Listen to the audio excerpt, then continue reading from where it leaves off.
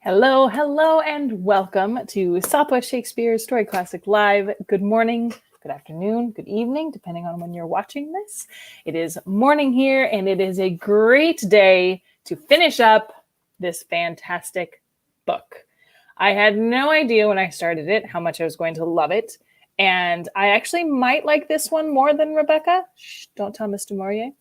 It's a little bit faster paced. The characters are slightly more interesting. And maybe it's because I literally didn't know it was going to happen. So this is the day we finish this. If you haven't been watching, don't start with today because this is the last one and you will get spoilers.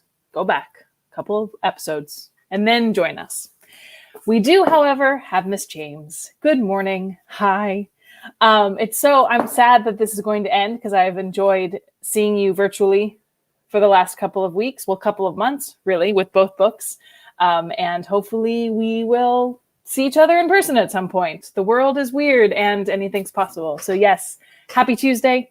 Might have said Thursday at some point, but I'm very excited. A little sad because it's always sad to see stories conclude, but also really excited to see, yes, what the vicar has to say for himself. Okay. We are on page 313, and it is chapter 17. And here we go. A silence had fallen upon the room. Although the fire burnt steady as ever, there was a chill in the air that had not been there before. Each waited for the other to speak, and Mary heard Francis Davy swallow once. At length she looked into his face and saw what she expected.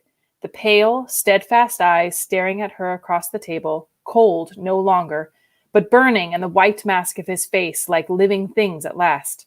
She knew now he would have her know, but still she said nothing. She clung to innocence as a source of protection, playing for time as the only ally in her favor. His eyes compelled her to speak, and she continued to warm her hands at the fire, forcing a smile. "You are pleased to be mysterious tonight, Mr. Davy."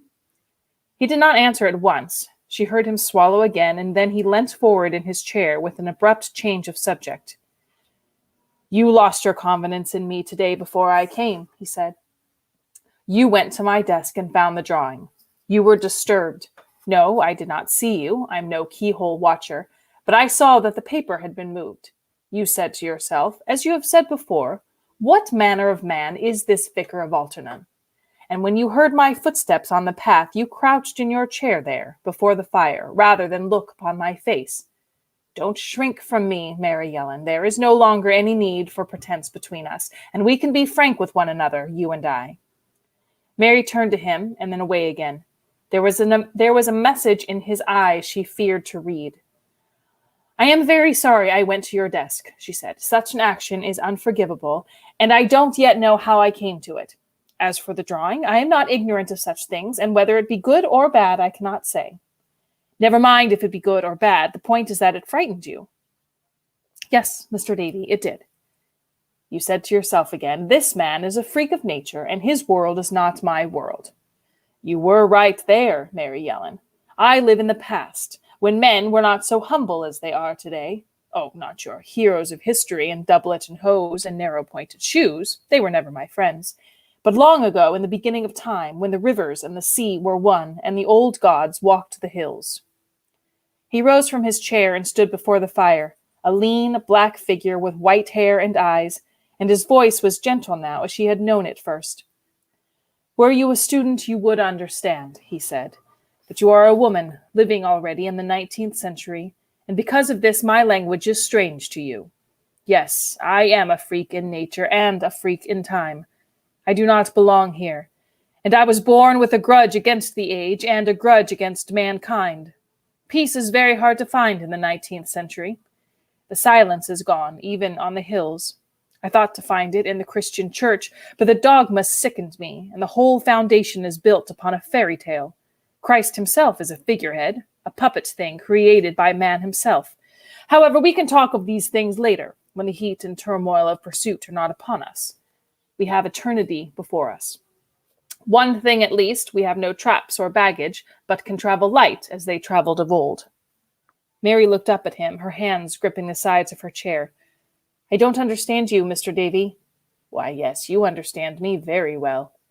You know by now that I killed the landlord of Jamaica Inn and his wife, too. Nor would the peddler have lived had I known of his existence. You have pieced together the story in your own mind while I talked to you just now. You know that it was I who directed every move made by your uncle, and that he was a leader in name alone. I have sat here at night, with him on your chair there, and the map of Cornwall spread out on the table before us. Jos Merlin, the terror of the countryside, twisting his hat in his hands and touching his forelock when I spoke to him. He was like a child in the game, powerless without my orders, a poor, bustling bully that hardly knew his right hand from his left.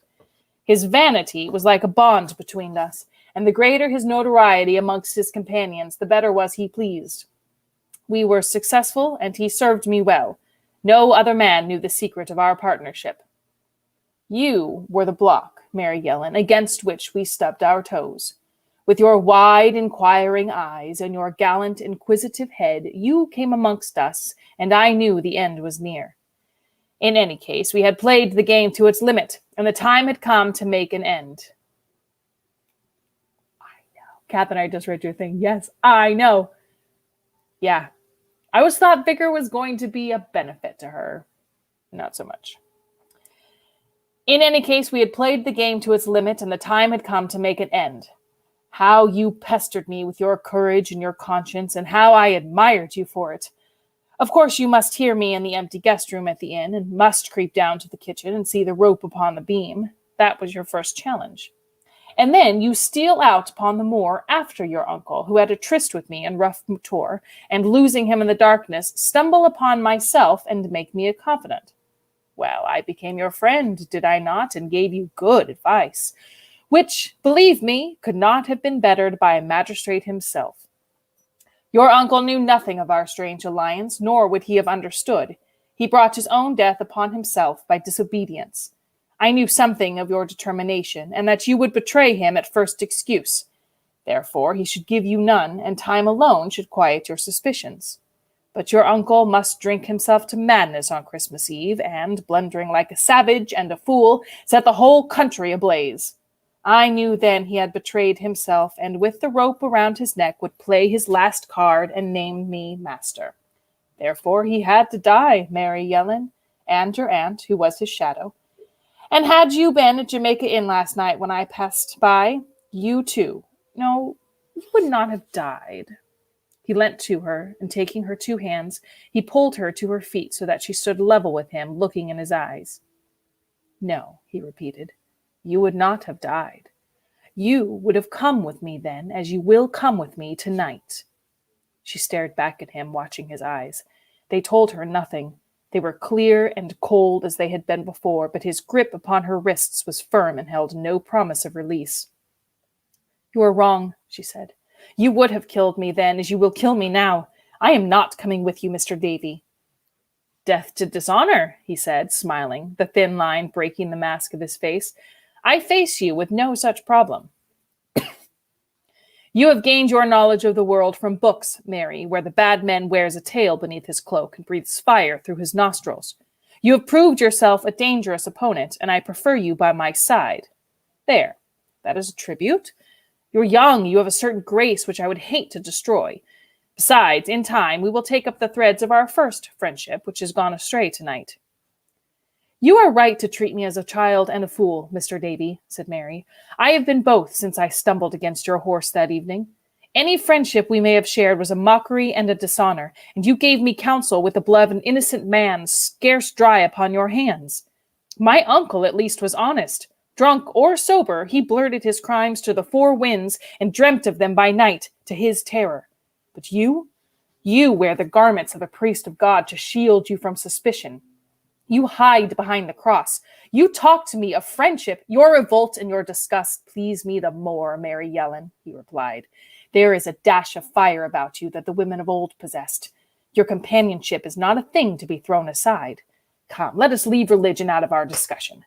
When you know me better, we will return to it, and I will tell you how I sought refuge from myself in Christianity and found it to be built upon hatred and jealousy and greed, all the man-made attributes of civilization, while the old pagan Barbizon was naked and clean. I have had my soul sickened. Poor Mary, with your feet fast in the 19th century, and your bewildered fawn face looking up to mine, who admit myself to a freak of nature and a shame upon your little world. Are you ready? Your cloak stands in the hall, and I am waiting. She backed to the wall, her eyes upon the clock, but he still held her wrists and tightened his grip upon them. Understand me, he said gently. The house is empty, you know that, and the pitiful vulgarity of screams would be heard by no one. The good Hannah is in her cottage, by her own fireside, at the other side of the church. I am stronger than you would suppose. A poor white ferret looks frail enough and misleads you, doesn't he? But your uncle knew my strength. I don't want to hurt you, Mary Yellan, or spoil that trace of beauty you possess for the sake of quiet. But I shall have to do that if you withstand me. Come, where is that spirit of adventure which you have made your own? Where is your courage and your gallantry? She saw by the clock that he must have overstepped already his margin of time and had little in reserve. He concealed his impatience well, but it was there, in the flicker of his eyes and the tightening of his lips. It was 8:30, and by now Jem would have spoken with the blacksmith at Warlegan. 12 miles lay between them, perhaps, but no more, and Jem was not the fool that Mary herself had been. She thought rapidly, weighing the chances of failure and success. If she went now with Francis Davy, she would be dragged upon him and a break on his speed. That was inevitable, and he must have gambled upon it. The chase would follow hard upon his heels, and her presence would betray him in the end. Should she refuse to go, why, then there would be a knife in heart at best, for he would not encumber himself with a wounded companion for all his flattery. Gallant, he had called her, and possessed with the spirit of adventure. Well, he should see what distance her courage took her, and that she would gamble with her life as well as he. If he were insane, and this she believed him to be, why then his insanity...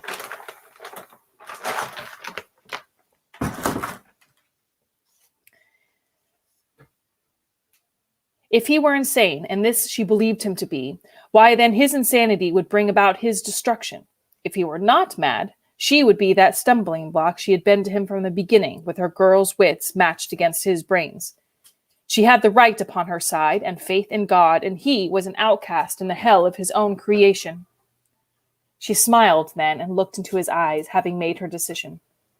I'll come with you, Mr. Davy, she said. But you'll find me a thorn in the flesh and a stone in your path. You will regret it in the end. Come as friend or enemy, that does not matter to me, he told her. You shall be the millstone around my neck, and I'll like you the better for it. You'll soon cast your mannerisms aside and all your poor trappings of civilization that you've sucked into your system as a child. I'll teach you to live, Mary Yellan, as men and women have not lived for 4,000 years or more. You'll find me no companion in your road, Mr. Davy. Roads? Who spoke of roads? We go by the moors and the hills, and tread granite and heathers the Druids did before us. She could have laughed in his face, but he turned her to the door and held it open for her, and she bowed to him, mocking, as she went into the passage. She was filled with the wild spirit of adventure, and she had no fear of him, and no fear of the night. Nothing mattered now, because the man she loved was free and had no stain of blood upon him. She could love him without shame, and cry it aloud had she the mind. She knew what he had done for her, and that he would come to her again. In fancy, she heard him riding up the road in their pursuit, and she heard his challenge and his triumphant cry. She followed Francis Davy to the stable where the horses were saddled, and it was a sight for which he was ill prepared. Did you not mean to take the trap? She said. Are you not great enough encumbrance already without further baggage? He replied. No, Mary, we must travel light and free. You can ride, every woman born on a farm can ride, and I shall hold your rein. Speed I cannot promise you, alas, for the cob has been worked today and will begrudge us more. As for the grey, he is lame, as you know, and will make poor mileage for us. Ah, restless, this departure is half your fault, did you but know it. When you cast your nail in the heather, you betrayed your master. You must carry a woman on your back as penance. The night was dark, and with a raw dampness in the air and a chill wind. The sky was overcast with low-flying cloud, and the moon was blotted out. There would be no light upon the way, and the horses would travel unseen. It seems as though the first cast were against Mary, and the night itself favored the vicar of Alternan. She climbed into the saddle, wondering whether a shout and a wild cry for help would rouse the sleeping village. But even as the thought flashed through her mind, she felt his hand upon her foot, placing it in the stirrup, and looking down upon him, she saw the gleam of steel beneath his cape, and he lifted his head and smiled. "That were a fool's trick, Mary," he said. "They go to bed early in Alternan, and by the time they were astir and rubbing their eyes, I should be away from the moor yonder, and you would be lying on your face with the long wet grass for a pillow, and youth and beauty spoiled. Come now, if your hands and feet are cold, the ride will warm them, and restless will carry you well." She said nothing, but took the reins in her hands. She'd gone too far now in her game of chance, and must play it to the finish. He mounted the bay cob, with the grey attached to him by a leading rein, and they set out upon their fantastic journey like two pilgrims. As they passed the silent church, shadowed and enclosed, and left it behind them, the vicar flourished his black shovel hat and bared his head. "You should have heard me preach," he said softly. "They sat there in the stalls like sheep, even as I drew them, with their mouths agape and their souls asleep. The church was a roof above their heads, with 4 walls of stone, and because it had been blessed at the beginning by human hands, they thought it holy. They do not know that beneath the foundation stone lie the bones of their pagan ancestors, and the old granite altars were sacrificed, was held long before Christ dead upon his cross. I have stood in the church at midnight, Mary, and listened to the silence. There is a murmur in the air, and a whisper of unrest that is bred deep into the soil, and has no knowledge of the church and Alternan." His words found echo in her mind, and carried her away, back to the dark passage at Jamaica Inn. She remembered how she had stood there with her uncle dead upon the ground, and there was a sense of horror and of fear about the walls that was born of an old cause. His death was nothing, was only a repetition of what had been done before, long ago in time, when the hill where Jamaica stood today was bare but for heather and stone. She remembered how she had shivered as though touched by a cold, inhuman hand. And she shivered now, looking at Francis Davy with his white hair and eyes that looked upon the past. They came to the fringe of moor and the rough track leading to the ford, and then beyond this and across the stream to the great black heart of the moor, where there were no tracks and no paths, but only the coarse tufted grass and the dead heather. Ever and again the horses stumbled on the stones or sank in the soft ground bordering the marshes, but Francis Davy found his way like a hawk in the air, hovering in an instant and brooding upon the grass beneath him, then swerving again and plunging to the hard ground. The tors rose up around them and hid the world behind, and the 2 horses were lost between the tumbling hills. Side by side they picked their path through the dead bracken with short, uncanny stride. Mary's hopes began to falter, and she looked over her shoulder at the black hills that dwarfed her. The miles stretched between her and Warligan, and already North Hill belonged to another world. There was an old magic in these moors that made them inaccessible, spacing them to eternity. Francis Davy knew their secret, and cut through the darkness like a blind man in his home. "Where are we bound?" she said at length, and he turned to her, smiling beneath his shovel hat, and pointed to the north. "The time will come when officers of the law will walk the coasts of Cornwall. I told you that on our last journey when you rode with me from Launceston. But tonight and tomorrow we shall meet no such interference. Only the gulls and the wild birds haunt the cliffs from Boscastle to Hartland. The Atlantic has been my friend before, savage perhaps, and more ruthless than I intended, but my friend nevertheless. You have heard of ships, Mary Yellan, I believe, though of late of you would not speak of them, and a ship it will be that shall carry us from Cornwall." "So we are to leave England, are we, Mr. Davy?" "What else would you suggest? After today, the vicar of Alternan must cast himself adrift from Holy Church and become a fugitive again. You shall see Spain, Mary, and Africa, and learn something of the sun. You shall feel desert sand under your feet, if you will. I care little where we go, you shall make the choice. Why do you smile and shake your head?" "I smile because everything you say is fantastic, Mr. Davy, and impossible. You know as well as I do that I shall run from you at the first chance, and at the first village, perhaps. I came with you tonight because you would have killed me otherwise, but in daylight, with sight and sound of men and women, you will be as powerless as I am now." "As you will, Mary Yellan. I am prepared for the risk. You forget, in your happy confidence, that the north coast of Cornwall bears no relation to the south. You come from Helford, you told me, where the pleasant lanes wind by the sea of the river, and where your villages touch one another string upon string, and there are cottages upon the road. This north coast is not so hospitable as you will find. It is lonely and untraveled as those moors themselves, and never a man's face shall you look upon but mine until we come to the haven that I have in mind.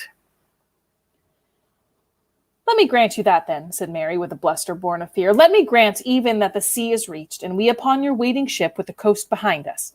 Name any country as you please, Africa or Spain, and do you think that I should follow you there and not expose you, a murderer of men? You will have forgotten it by then, Mary Yellan. Forgotten that you killed my mother's sister? Yes, and more besides.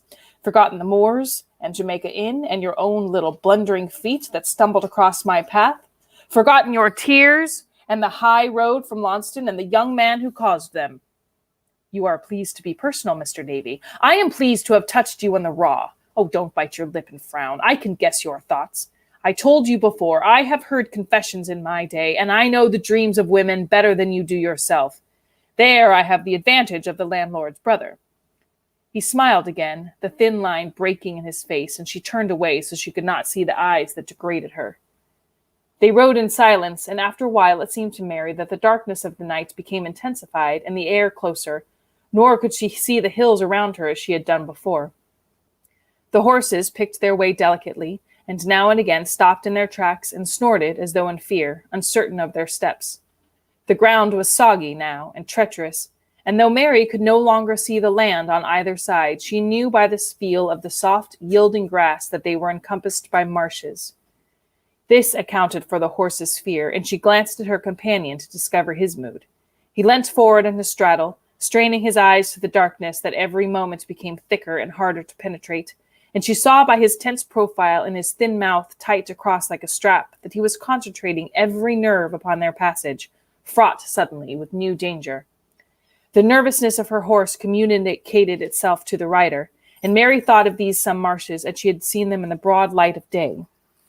The brown, tufted grass swaying in the wind, and beyond the thin, tall reeds quivering and rustling to the merest breath, crowded together and moving as one force, while beneath them the black water waited in silence. She knew how the people of the moors themselves could go astray and falter in their step, so that he who walked with confidence one moment would stumble the next and sink without warning. Francis Davy knew the moors, but even he was not infallible and might lose his way. A brook burbled and made a song. A brook could be heard running over stones for a mile or more, but the water of the marshes made no sound. The first slip could be the last. Her nerves were strung to expectation, and half-consciously she made preparations to fling herself from the saddle should her horse stagger suddenly, and with a sickening plunge grope like a blind thing on the strangling weeds. She heard her companion swallow, and a little prick put an edge in her fear.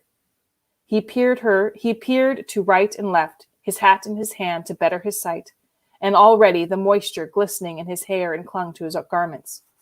Mary watched the damp mist rise from the low ground.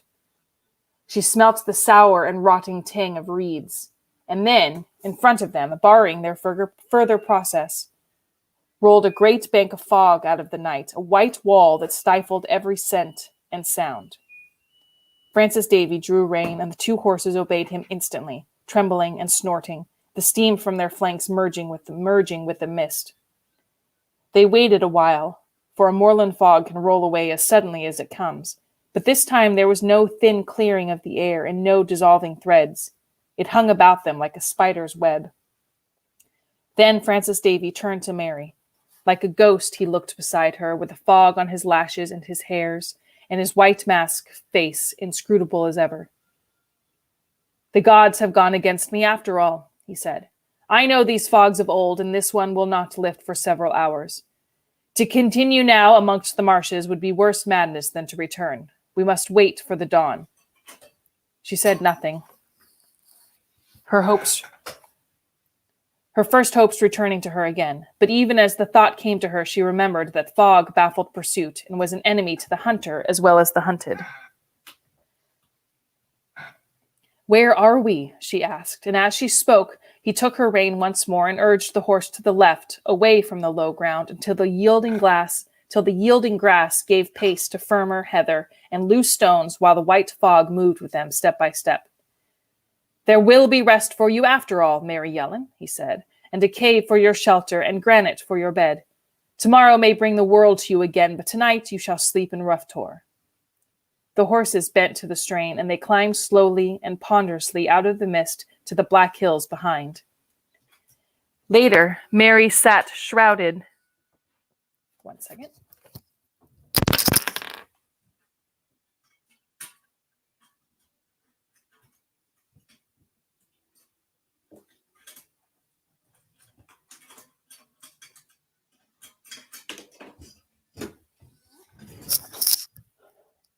Sorry, my dog got her collar caught in the air conditioning grate. So, we're back. My apologies. "There will be rest for you after all, Mary Yellan," he said, "and a cave for your shelter and granite for your bed. Tomorrow may bring the world to you again, but tonight you shall sleep on Rough Tor."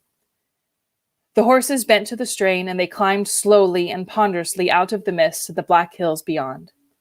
Later, Mary sat shrouded in her cloak like a phantom figure, with her back against a hollow stone. Her knees were drawn to her chin, with her arms clasped tight around them. But even so, the raw air found its way between the folds of her cloak and lapped her skin. The great jagged summit of the Tor lifted its face to the sky like a crown above the mist, and below them the clouds hung solid and unchained, a massive wall defying penetration. The air was pure here, and crystal clear, disdaining knowledge of the world below, where living things must grope and stumble in the mist. There was a wind here that whispered in the stones and stirred the heather. There was a breath, keen as a knife and cold, that blew upon the surface of the altar slabs and echoed in the caves. These sounds mingled with one another and became like a little clamor in the air. Then they would droop again and fall away, and an old dead silence came upon the place. The horses stood against a boulder for shelter, their heads together for company, but even they were restless and uneasy, turning now and again towards their master. He sat apart, a few yards distant from his companion, and sometimes she felt his eyes upon her in consideration, weighing the chances of success. She was ever watchful, ever ready for attack, and when he moved suddenly, or turned upon his slab of stone, her hands unclasped themselves from her knees and waited, her fists clenched. He had bade her sleep, but sleep would never come to her tonight. Should it creep to her insidiously, she would fight against it, beat it away with her hands, and strive to overcome it, even as she must overcome her enemy. She knew that sleep might take her suddenly, before she was aware, and later she would wake with the touch of his cold hands upon her throat and his pale face above her. She would see the short white hair frame his face like a halo, and the still, expressionless eyes glow with a light that she had known before. This was his kingdom here, alone in the silence, with the great twisted peaks of granite to shield him and the white mists below to shroud him. Once she heard him clear his throat as though to speak, and she thought how far removed they were from any sphere of life, two beings flung together in eternity, that this was a nightmare with no day to follow it, so that as soon as she might lose herself and merge into his shadow. He said nothing, and out of the silence came the whisper of the wind again. It rose and fell, making a moan upon the stones. This was a new wind, with a sob and a cry behind it, a wind that came from nowhere, bound from no shore. It rose from the stones themselves and from the earth beneath the stones. It sang in the hollow caves and in the crevices of rock, at first a sigh and then a lamentation. It played upon the air like a chorus from the dead. Mary drew her cloak around her and pulled the hood about her ears to muffle the sound, but even as she did so, the wind increased, tugging at her hair, and a little ripple of draft ran streaming into the cave around her. There was no source to the disturbance, for below the Tor the heavy fog clung to the ground, obstinate as ever, with never a breath of air to roll away the clouds. Here on the summit the wind fretted and wept, whispering of fear, sobbing old memories of bloodshed and despair, and there was a wild, lost note that echoed in the granite high above Mary's head, on the very peak of Rough Tor, as though the gods themselves stood there with their great heads lifted to the sky. In her fancy, she could hear the whisper of 1,000 voices and the tramping of 1,000 feet, and she could see the stones turning to men beside her. Their faces were inhuman, older than time, carved and rugged like the granite, and they spoke in a tongue she could not understand, and their hands and feet were curved like the claws of a bird. They turned their stone eyes upon her and looked through her and beyond, heeding her not, and she knew she was like a leaf in the wind, tossed hither and thither to no ultimate purpose, while they lived and endured, monsters of antiquity. They came towards her, shoulder to shoulder, neither seeing nor hearing her, but moving like blind things to her destruction. And she cried suddenly and started to her feet, every nerve in her body throbbing and alive. The wind dropped and was no more than a breath upon her hair. The slabs of granite stood beyond her, dark and immobile as they had done before, and Francis Davy watched her, his chin upon his hands. "You fell asleep," he said. And she told him no, doubting her own statement, her mind still grappling with the dream that was no dream. "You are tired, yet you persist on watching for the dawn," he said. "It is barely midnight now, and there are long hours to wait. Give way to nature, Mary Yellan, and relax. Do you think I want to harm you?" "I think nothing, but I cannot sleep." "You are chilled, crouched there in your cloak with a stone behind your head. I am little better myself, but there is no draught here from a crevice on the rock. We would do well if we gave our warmth to one another. No, I am not cold." Beneath the cloak. She could not see his face, for he sat in shadow, with his profile turned to her, but she knew that he was smiling in the darkness and mocked her for her fear.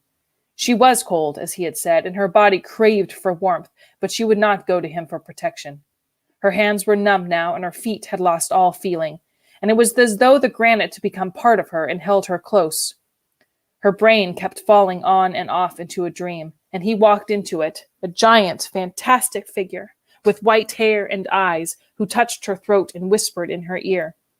She came to a new world, peopled with his kind, who barred her progress with outstretched arms. And then she would wake again, stung to reality by the chilly wind in her face, and nothing had changed, neither the darkness, nor the mist, nor the night itself, and only 60 seconds had gone in time. Sometimes she walked with him in Spain, and he picked her monstrous flowers with purple heads, smiling on her a while. And when she would have thrown them from her, they clung to her skirt like tendrils, creeping up her neck, fastening upon her with poisonous, deadly grip. Or she would ride beside him in a coach, squat and black like a beetle, and the walls closed in upon them both, squeezing them together, pressing the life and breath from their bodies until they were flat and broken and destroyed, and lay one against another, poised into eternity like two slabs of granite. She woke from this last dream to certainty, feeling his hand upon her mouth, and this time it was no hallucination of her wandering mind, but grim reality. She would have struggled with him, but he held her fast, speaking harshly in her ear and bidding her to be still. He forced her hands behind her back and bound them, neither hastily nor brutally, but with cool and calm deliberation, using his own belt. The strapping was efficient but not painful, and he ran his finger under the belt to satisfy himself that it would not chafe her skin. She watched him helplessly, feeling his eyes with her own, as though by doing so she might anticipate a message from his brain. Then he took a handkerchief from the pocket of his coat and folded it and placed it in her mouth, knotting it behind her head so that any screech or cry was now impossible, and she must lie there, waiting for the next move in the game. When he had done this, he helped her to her feet, for her legs were free and she could walk, and he led her a little way beyond the granite boulders to the slope of the hill. "I have to do this, Mary, for both our sakes," he said. "When we set forth last night upon this expedition, I reckoned without the mist. If I lose now, it will be because of it. Listen to this, and you will understand why I have bound you, and why your silence may save us yet." He stood on the edge of the hill, holding her arm and pointing downward to the white mist below. "Listen," he said again. "Your ears may be sharper than mine." She knew now she must have slept longer than she thought, for the darkness had broken above their heads and morning had come. The clouds were low and strangled across the sky as though interwoven with the mist, while to the east a faint glow heralded the pale, reluctant sun. The fog was with them still and hit the moors below like a white blanket.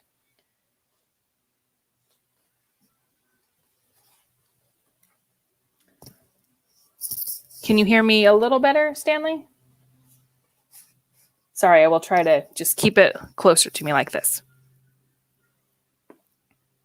She followed the direction of his hand and could see nothing but mist and the soaking stems of heather. Then she listened as he had bidden her, and far away from beneath the mist, there came a sound between a cry and a call, like a summons in the air. It was too faint at first to distinguish, and the tone was strangely pitched, unlike a human voice, unlike the shouting of men. It came nearer, rendering the air with some excitement, and Francis Davy turned to Mary, the fog still white on his lashes and his hair. "Do you know what that is?" he said. She stared back at him and shook her head, nor could she have told him speech had been impossible. She had never heard the sound before. He smiled then, a slow, grim smile that cut into his face like a wound. "I heard once, and had forgotten it, that the squire of North Hill keeps bloodhounds in his kennels. It is a pity for both of us, Mary, that I did not remember."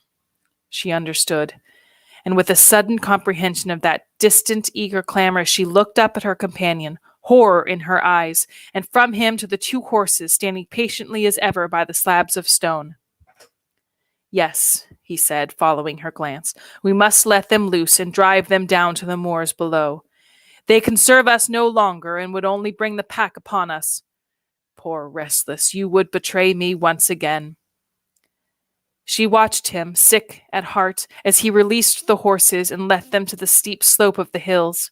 Then he bent to the ground, gathering stones in his hands, and rained blow after blow upon their flanks so that they slipped and stumbled upon the wet bracket to the hillside. Catherine, can you hear me?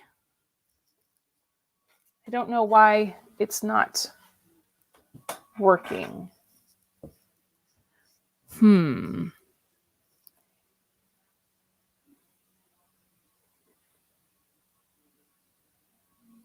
I'm not sure why you can't hear me, Stanley, because it was working before.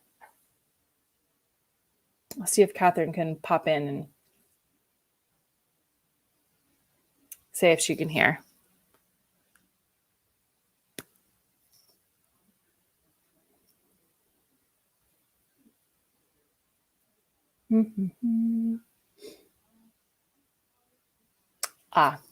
Okay, well, it might be, that's very strange. It might be the internet, it might be the streaming. I'm not exactly sure.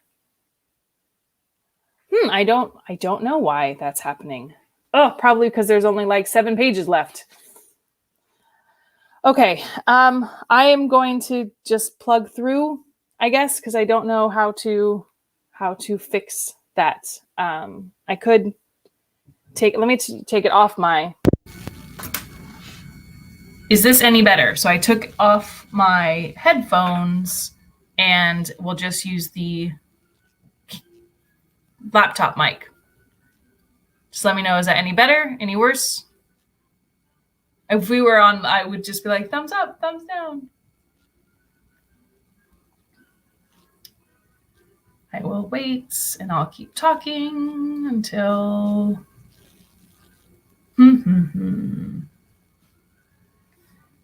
Is it better without the headphones?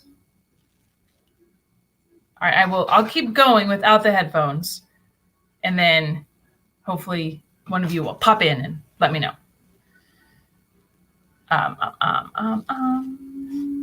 Okay. She watched him sick at heart as he released the horses and led them to the steep slope of the hill. Then he bent to the ground, gathering stones in his hands, and rained blow after blow upon their flanks, so that they slipped and stumbled against the wet bracken on the hillside. And then, when his onslaught continued and their instinct jogged them into action, they fled, snorting with terror, down the steep slope of the tor, dislodging boulders and earth in their descent, and so plunged out of sight into the white mists below. The baying of the hounds came nearer now, deep-pitched and persistent, and Francis Davy ran to Mary, stripping himself of his long black coat that hung about his knees and throwing his hat into the heather. Come, he said, friend or enemy, we shall share a common danger now.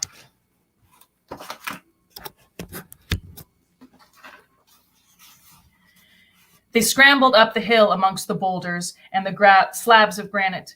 He, with his arm about her, for her bound hands made progress difficult, and they waded in and out of crevice and rock, knee-deep in soaking bracket and black heather, climbing ever higher and higher to the great peaks of Rough Tor. Here, on the very summit, the granite was monstrously shaped.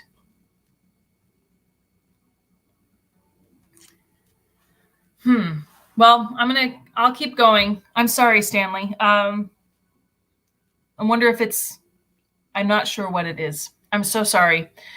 We'll keep going through and seeing if we can finish strong. There's only there's 10 more pages.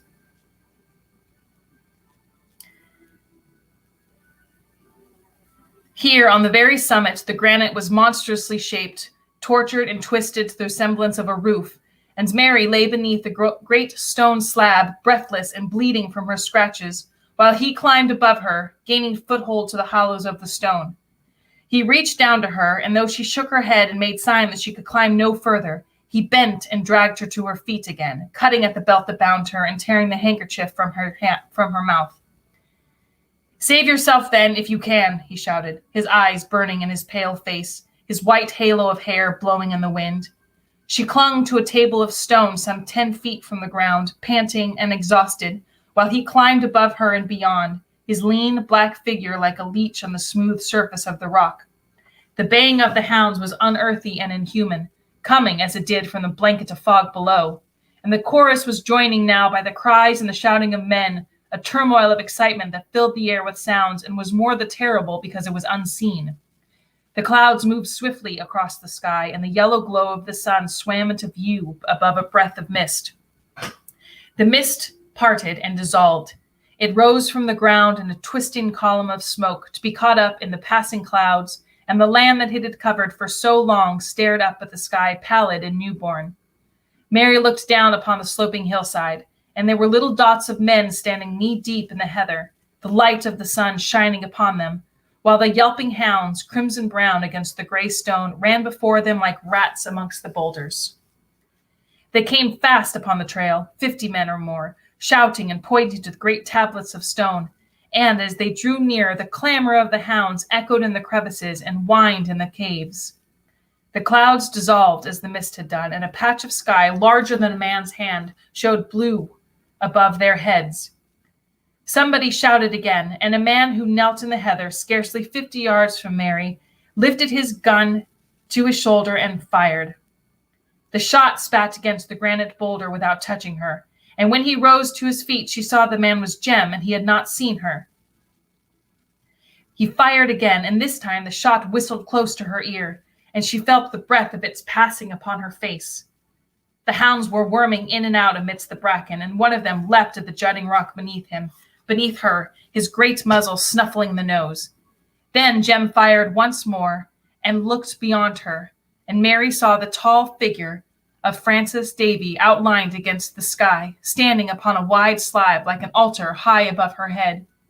He stood for a moment, poised like a statue, his hair blowing in the wind, and then he flung out his arms as a bird throws his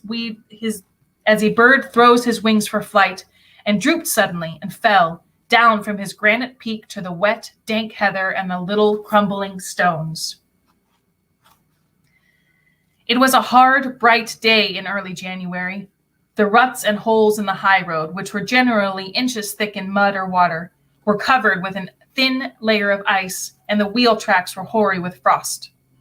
This same frost had laid a white hand upon the moors themselves, and they stretched to the horizon, pale and indefinite in color, a poor contrast to the clear blue sky above. The texture of the ground was crisp, and the short grass crunched beneath the foot like a shingle. In a country of lanes and hedgerows, the sun would have shone warmly, with a make-believe of spring, but here the air was sharp and cutting to the cheek, and everywhere upon the land was the rough, glazed touch of winter.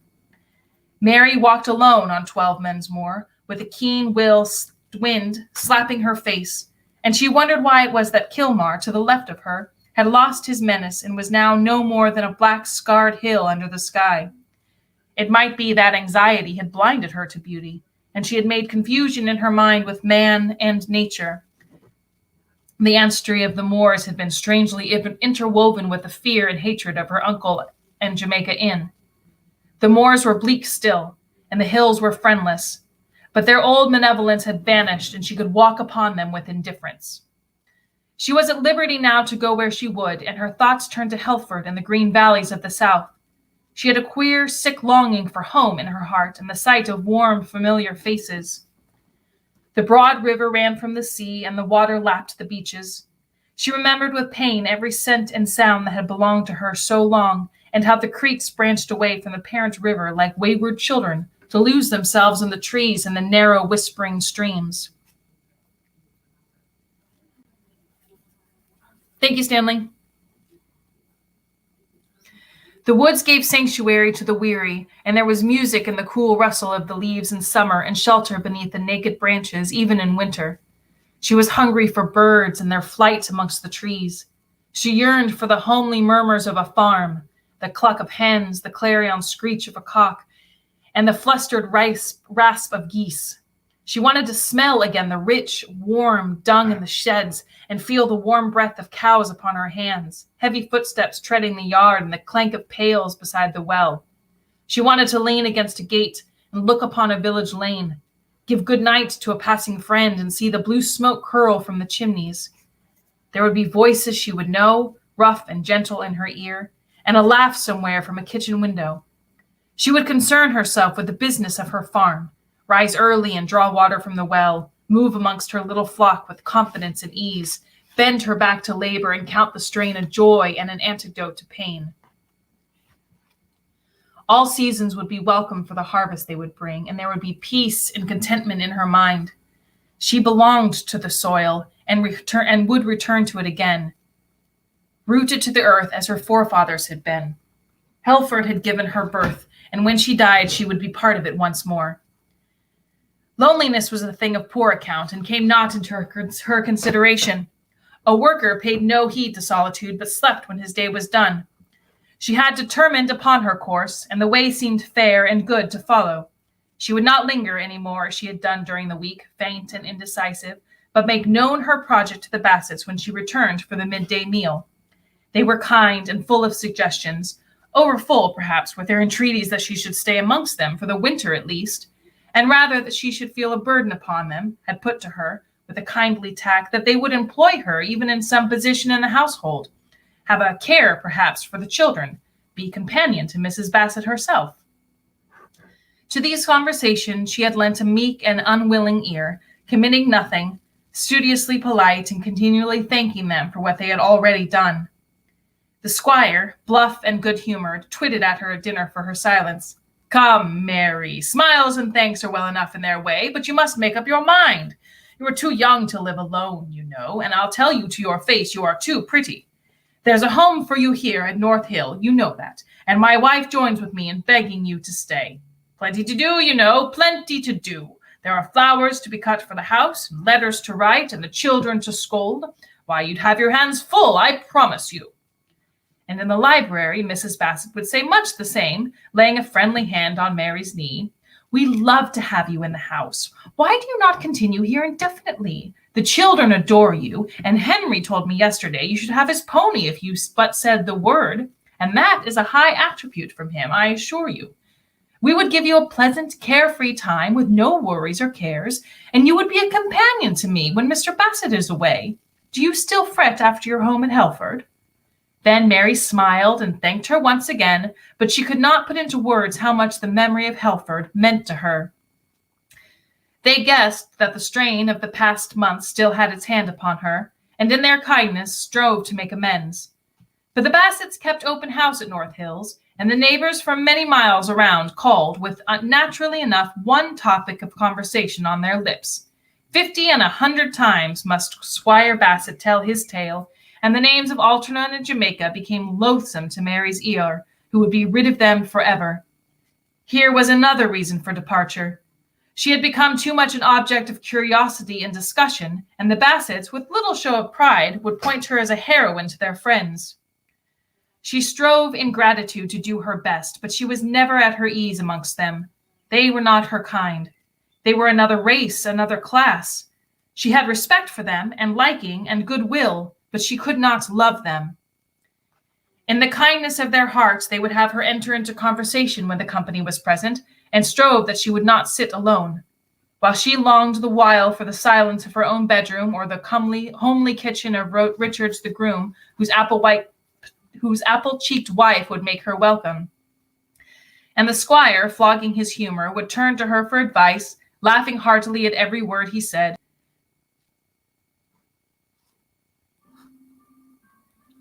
I know, I don't know what else to do. Sorry, I don't know why it is. I don't know how to fix it. I just know that we have 4 more pages to go. I'm very, very sorry. I don't know why. So I guess I'll just plug in and plug on until I have something else happens or someone comes and tells me to stop. And the squire, flogging his humor, would turn to her for advice, laughing heartily at every word. There'll be a living vacant at Algernon. Will you turn parson, Mary? I warrant you'd make a better one than the last. And she must smile at this for his sake, wondering what he should be so dull as to not guess the bitter memories his words aroused. Well, there'll be no more smuggling at Jamaica Inn, he would say.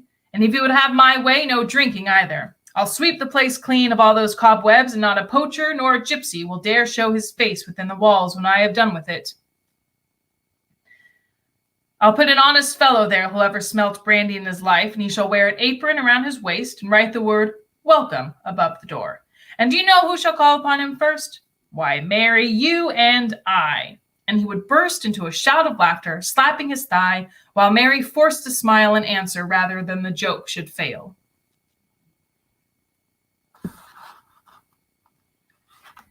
She thought of these things as she walked alone on 12 Men's Moor, and she knew she must go away from North Hill very soon, for these people were not her people, and only amongst the woods and streams of her own Helford Valley would she know peace and contentment again. Well, there are 5 more pages. I can keep going, or I can have someone finish it later when it's better. Thoughts from Catherine and Stanley.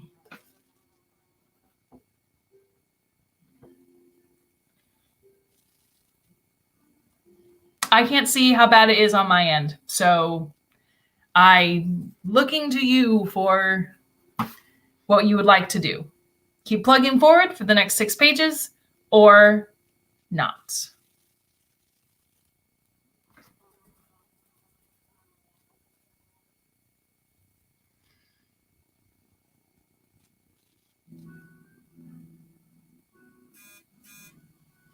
Okay, I'm going to keep going because I have 1 person that can hear, so maybe it will load better, possibly, and I will double check. And Stanley, if you would like me to do another recording of this, I definitely can do that. Just let us know.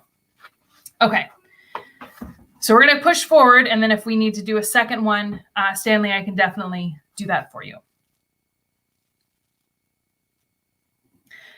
There was a cart coming towards her from Kilmar, making tracks in the white frost like a hare. It was the one moving thing upon the silent plain. She watched it in suspicion, for there were no cottages on this moor except Trewalta, away on the valley by the Wythy brook, and Trewalla, she knew, stood empty. Nor had she seen its owner since he had fired at her at Rough Tor. He is an ungrateful rascal like the rest of his breed, said the squire. But for me, he'd be in jail now, with a long sentence to serve to break his spirit. I forced his hand, and he had to knuckle under. I grant he did well after that, and it was the means of tracing you, Mary, and that black-coated scoundrel. But he's never as much as thankful for clearing his name in the business, and has taken himself to the world's end now, for all I know. There's never been a Merlin yet that came to any good, and he'll go the way of the rest of them. So Trewalta stood empty, and the horses were gone wild with their fellows, and roamed free upon the moors, and their masters had ridden away with a song in his lips, and she had known he would. The cart came nearer to the slope of the hill, and Mary shielded her eyes from the sun to watch its progress.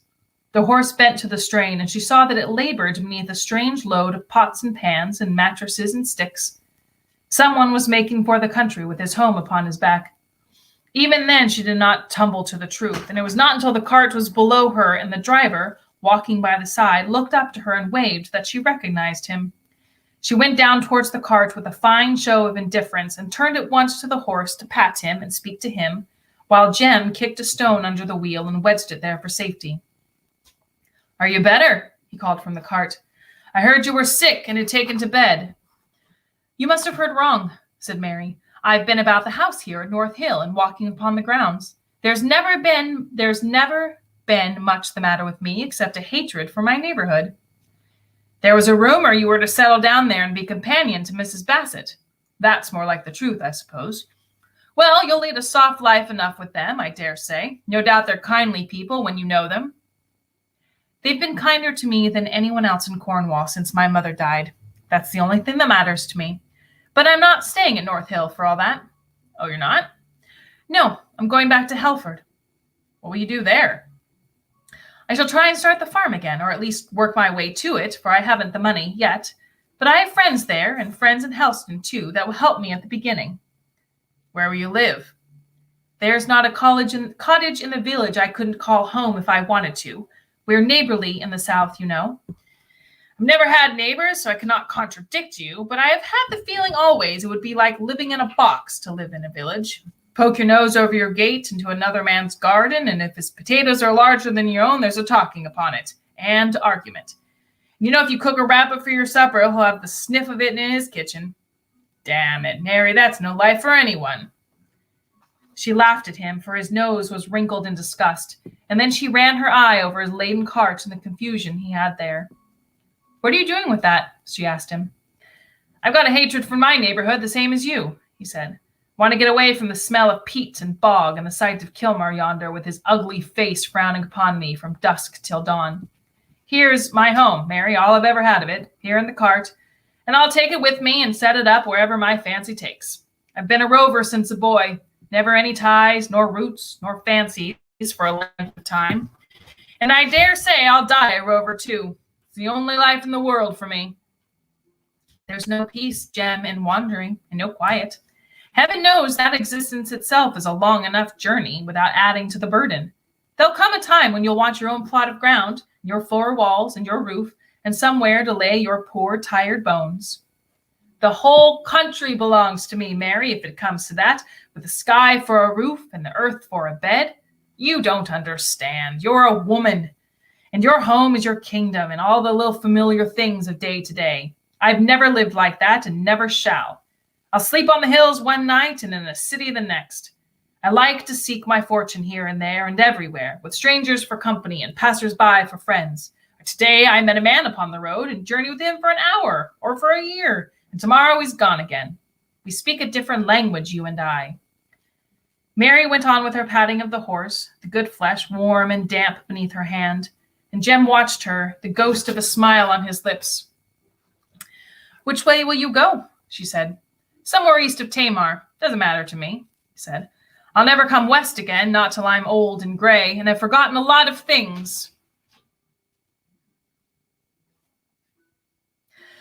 I thought of striking north after Gunnislake and making for the Midlands. They're rich up there and ahead of everyone. There'll be a fortune there for a man who goes to find it. Perhaps I'll have money in my pockets one day and buy horses for pleasure instead of stealing them." "It's an ugly black country in the Midlands," said Mary. "I don't bother about the color of the soil," he answered. "Moorland peat is black, isn't it? So's the rain when it falls into your pigsties down at Helford. What's the difference?" "You just talk for argument, Jem. There's no sense in what you say." "How can I be sensible when you lean against my horse with your wild daft hair entangling his mane, and I know that in 5 or 10 minutes' time I shall be over the hill yonder without you, my face turned towards the Tamar, and you walking back to North Hill to drink tea with Squire Bassett?" "Delay your journey then, and come to North Hill too." "Don't be a damned fool, Mary. Can you see me drinking tea with the squire and dancing his children on my knee? I don't belong to that class, neither do you." "I know that, and I'm going back to Helford because of it. I'm homesick, Jem. I want to smell the river again and walk in my own country. Go on then. Turn your back on me and start walking now. You'll come to a road after 10 miles or so that will take you to Bodmin, and from Bodmin to Toro, and from Toro to Helston. Once in Helston, you'll find your friends and make a home with them till your farm is ready for you. You're very harsh today and cruel. I'm harsh to my horses when they're obstinate and out of hand, but that doesn't mean I love them any the less. You've never loved anything in your life, said Mary. I haven't had much use for the word, that's why, he told her. He went round to the back of the cart and kicked the stone away from the wheel. What are you doing? Said Mary. It's past noon already, and I ought to be on the road. Favored here long enough. If I were a man, I'd ask you to come with me, and you'd fling your legs over the seat and stick your hands in your pockets and rub shoulders with me for as long as it pleased you. I'll do that now if you take me south, she said. Yes, but I'm bound north, and you're not a man. You're only a woman, as you know your cost if you come with me. Move off from the trace here, Mary, and don't twist the rein. I'm going now. Goodbye. He took her face in his hands and kissed it, and she saw that he was laughing.